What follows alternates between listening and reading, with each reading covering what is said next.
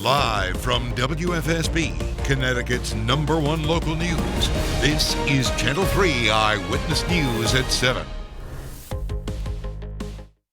Nicole, Nalepa, happy first day of October. We are following all of your top headlines this morning, and we'll start you off with some developing news right at the state capitol, where state lawmakers are debating and possibly voting on several proposals, including one that could impact your utility bill. Last night, the State House passed a measure that would change the way utility companies actually operate. Channel 3 Eyewitness News reporter Nicole has the latest on last night's special session. One of the biggest talkers was the energy bill, with people spending more time at home because of COVID, an electricity rate hike, and a slow response after Tropical Storm Isaias. Lawmakers took action. They say those factors led to a bipartisan public utility legislation. The bill would create a performance-based rate system for utility companies like Eversource and UI.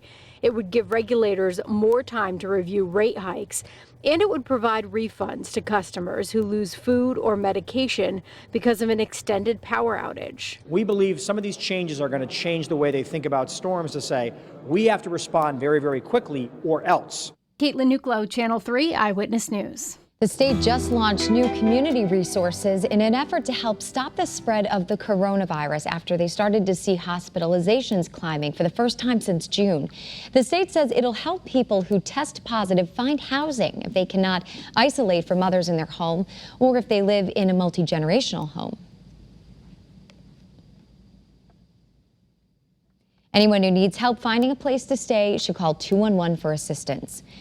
And more help is on the way for those facing eviction. Governor Lamont extended the residential eviction moratorium through the end of the year.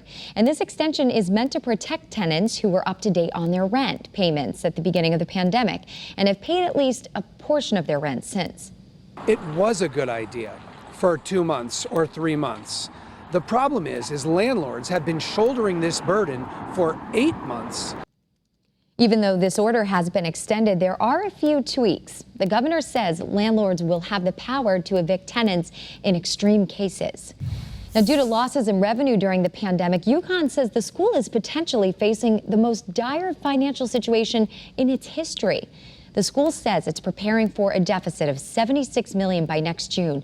That number could jump up to more than $100 million if the school has to close due to a resurgence of COVID-19.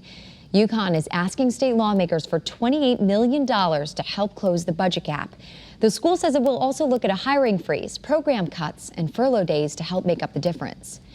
32,000 American Airlines and United Airlines are set to be furloughed this morning, employees that is. The action comes after government aid expired after midnight, and new research out by the Air Transport Action Group finds that air travel is not likely to recover to last year's level until at least 2024. We're working to find out if the furloughs mentioned will impact any employees here in Connecticut. All right, we're still a foot shy in terms of rainfall at the Bradley International Greater Hartford area. That is unfortunate. Since the year began, we're about a foot shy in terms of rainfall. We need more rain. Doppler dry. It's a beautiful start out there, but we could use a little bit more rain. Maybe some tomorrow, but it doesn't look like a whole bunch. In the meantime, enjoy a lovely day today with temperatures topping out between 70 and 75 degrees. You're going to see mostly sunny skies to start, and then a couple of clouds are going to roll in this afternoon. It'll be partly cloudy to mostly sunny. More of the same for the shoreline. Temperatures there will also be between about 70 and 75 degrees. The temperatures out there right now, a little cool in northwest and northeast Connecticut. We're in the upper 40s out there, which is close to normal, 46, the typical overnight low. But look how mild it is along the shoreline. You guys have a little bit of a breeze. The influence of the 68-degree water temperature is certainly having an impact on the temperatures along the shoreline. 66 in New Haven, 64 in Bridgeport, and 64 in Groton. The temperature differential from yesterday is dramatic. We are down 25 degrees in Willimantic, 24 degrees down in Putnam. So it is a much cooler start out there, but kind of delightful. And the dew points are also delightful in the upper 40s and low 50s, so not a lot of humidity this morning. The winds, there they are along the shoreline, 12 to 8 to 14 miles an hour. Groton, New Haven, and Bridgeport, respectively, and that's having a little bit of an influence on the temperatures there. Whoa, is that absolutely gorgeous or what? Here comes the sun, do-do-do-do. It's all right now. It's all right. Stores, more of the same, bright golden sunshine. And we have got New Haven for you. Absolutely gorgeous there as well. There are some scattered showers to the north and west up over the Great Lakes, but that's not going to have an influence on our weather. We're watching a little bit of a weak coastal storm that's going to develop along the shoreline, and that'll move into Connecticut during the day tomorrow. But for the most part, it's weak, and it's only going to provide us with some scattered showers.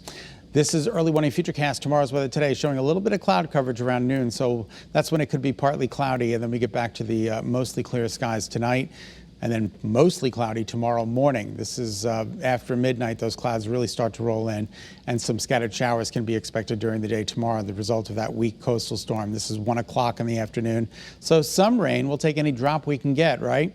And then that moves out, and tomorrow night looks great, as does the weekend.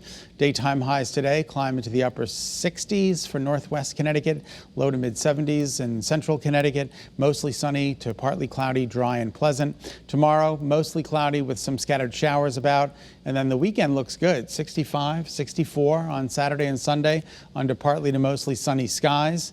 And then our attention turns to Monday. There are still huge discrepancies among the models when it comes to Monday's forecast. The American model is forecasting a nice day with high pressure in control. Meanwhile, the European model is still forecasting a big coastal storm and a soaking rain. We're just going to have to wait and see. Tuesday, we get back to the nicer weather regardless, 68 degrees, and then maybe some more showers around on Wednesday. All right, that's a check of your early warning forecast. I'm meteorologist Scott Haney in the Early Warning Forecast Center at Channel 3, hoping you all have a great day. Nicole, we'll send it back to you. All right, thanks, Scott. Debate organizers are said to be planning some changes to prevent a repeat of what we saw Tuesday night at the first presidential debate. Channel 3's Bafta Yamam has more now from Washington.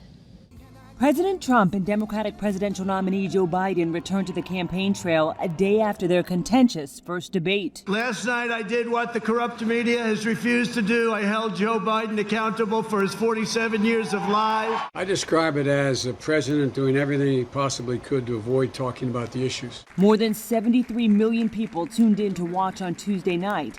The two candidates had several sharp exchanges, but the debate was notable for how frequently the president interrupted his opponent. I want to make sure. Graduated last in your class, not first in your class. I want to make Mr. sure. Mr. President, can you let him finish, sir? CBS News counted at least 70 instances of President Trump cutting off or speaking over the former vice president.